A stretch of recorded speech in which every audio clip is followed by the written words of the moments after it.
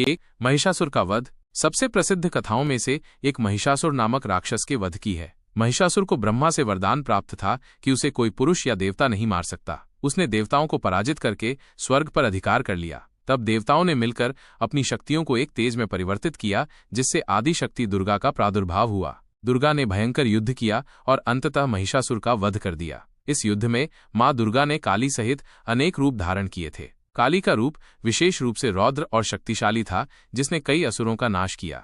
2. रक्तबीज का वध।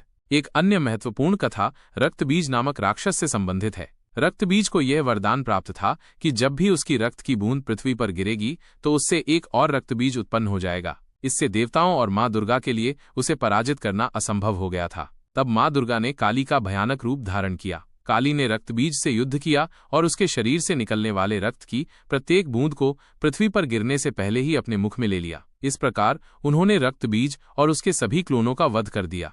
3. चंड और मुंड का वध।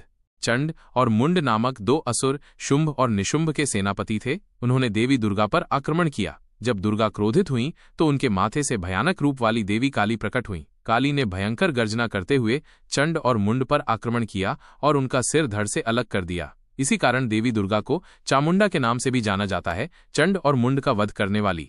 4. भगवान शिव को शांत करना।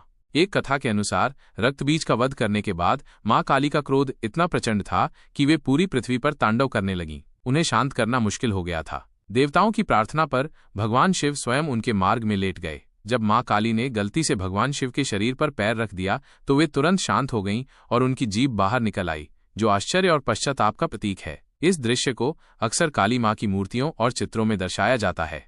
मां काली की उत्पत्ति। मां काली की उत्पत्ति के संबंध में कई मान्यताएं हैं।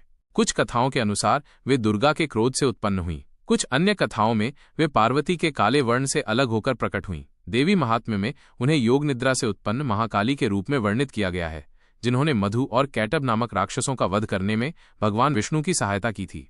मां काली शक्ति, समय और परिवर्तन की देवी मानी जाती हैं। उनका उग्र रूप बुराई का नाश करने और धर्म की रक्षा करने का प्रतीक है। वे अपने भक्तों के लिए करुणामयी मां भी हैं और उन्हें भय और नकारात्मकता से मुक्ति दिलाती हैं।